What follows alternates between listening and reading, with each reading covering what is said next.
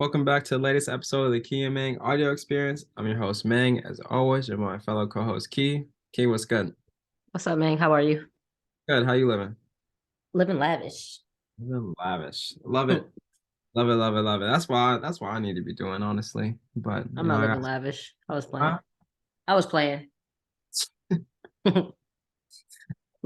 look, well, we gotta be on we gotta be get out to that living lavish point. So that's what goals are. But to get to that point though, that's what today's episode's about. So we are in this 168 challenge, and we're working on building online platforms to be able to help more people, but not physically be there one-on-one with the person or be there on site, but it can provide value, provide services while sleeping or at any time of the day, so you're not really capped at how much money you can bring and how much value you can bring. So we were just trying to this episode's about how to find your audience and how to build your audience online. So there's a 5P formula, and following this formula makes it really easy to identify who you want to work with, who you want to help, and if there is a need to be able to help them. So we're gonna run through these 5Ps and make sure that it's clear for you guys looking to get into the online game to make that transition as seamless as possible. So, Key, what's the first P? The first P is passion. So when it comes to this, you want to think about if you weren't getting paid for anything, who would you help for free? And another thing to think about is what do people around you tell you you're good at and what comes easy for you? So with that being said, if you can tune into or hone into those three things and really get clear on that, it'll be easy for you to figure out who you're going to help and actually deliver a good service to them based off of those questions. Because if you naturally are good at something and then you also know that you enjoy helping people with that certain activity or that certain skill for free, you're going to be able to better help that person even when they start to pay you. So figuring out what you're passionate about is important. And then also you can also spin it the other way. You want to figure out what other people are passionate about, the people that you're helping, what are they passionate about? Because if you can figure out that, you can start to include pain points or things that cater to your audience's passion, which makes them more invested into your program. And I think that dives into that's a good segue to number two, which is the problem. If somebody's passionate about something, then they are going to figure out whatever they need to do to be able to do that thing, whether it's playing a sport, whether it's being active, whether it's learning how to make a course, like if there's or teaching someone how to speak Spanish. It could be whatever, but if they're passionate about it, they're gonna figure out a way to solve the problem, or they're gonna look for a resource to solve the problem. So some of the questions that you can ask in this second P for problem: is there an explicit need? Is there a search volume? Is the market growing? Can you solve it better, faster, or cheaper? And yeah, so I think being able to answer those questions, a lot of it can be a yes or a no. You don't got to overcomplicate it. Is there explicit need? Yes. Is there search volume? Yes. Is it growing? Yes. And if you can answer those, then I think you're on the right track to figuring out what the problem is that you're trying to solve. And just remember, the bigger the problem that you're trying to solve, the more money that you can make. So if you can solve bigger problems, you're gonna make more bread. If you solving no problems, you're gonna make no bread. So um, that's it.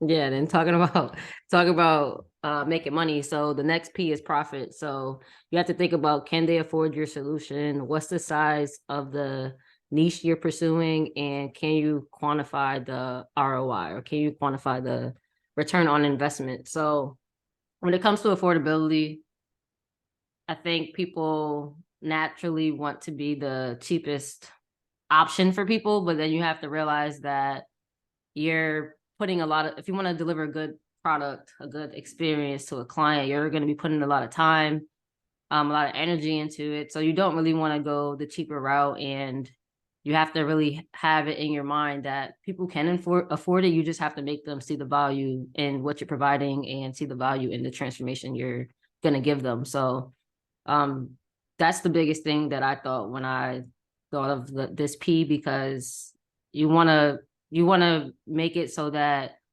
it's profitable for you, but it's also worthwhile for the person. And I think it works both ways. And that gives you the most success when you think about it that way, as opposed to Yep. trying to be the cheapest person. For sure.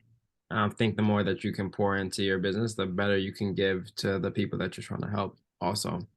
So, do a good job up front, give a lot of value up front, and it'll come back and run its magic for you. The fourth P, presence.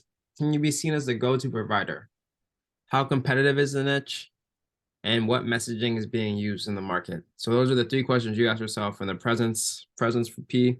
I think the thing to remember is that you can still be competitive in the niche. Like with, I think you're seeing a lot more like training. It's summertime. People trying to get their summer bodies. So like everybody's trying to make sure their health is on point. So you're gonna see a lot of Instagram ads or a lot of Instagram influencers, a lot of people trying to get you to join their programs and stuff. And so yeah, it's competitive, but there's only one you. So I think that's the important thing to recognize. There's only one you. You have your experiences, you have your personality, you have yourself, and you can how you broadcast that to the people, that's going to bring people that want to work with you because of your being yourself. And I think ultimately you're trying to get your people to be themselves also. So you're providing a solution that's going to help them be happier with themselves, happier with their life because they're happy. That's what they enjoy. So I think just remembering to be your authentic self, even though there might be a lot of people trying to get people to jump higher or get six-pack abs or whatever the get a big, get like whatever the goal is, like just be yourself and use your experiences to your advantage and be able to use that to relate to other people. Yeah, and then bouncing off that, the last P is pathway. So yes, you want to have a presence, but you have to know where you're going to have that presence at. So where are you going to target your people online, or if it's not online, if it's in person, where are these people located? What social media channels are they primarily on? Are they in certain like groups or certain forums? Are they interested in certain publications? These are all different things that you need to ask yourself so that you can build a presence in the place that your audience is. So figuring this out allows you to be yourself in these places, whether it's online or in person, and allow people to gravitate towards you and allow people to come into your world, and then you can deliver the service to them, whether that's you just providing free information to just get them started and let them see what you're about, or if they're naturally gravitating to you and want to jump right into working with you, that's an option too. But you have to find where they're located in order to even build that presence. Yeah, I 1000%. And I think also to add to that, I think you also got to remember that this is not going to happen in overnight. Like you got to put some serious time into figuring out, doing your research, figuring out how you can answer these 5 Ps and making sure that you can um, clearly articulate each of the questions that we just laid out. Because I think if you can do this, then you can do this at whatever passion project that you have, and it gives you an objective way to be able to analyze: is it something I should pursue, or is there something else I should go after?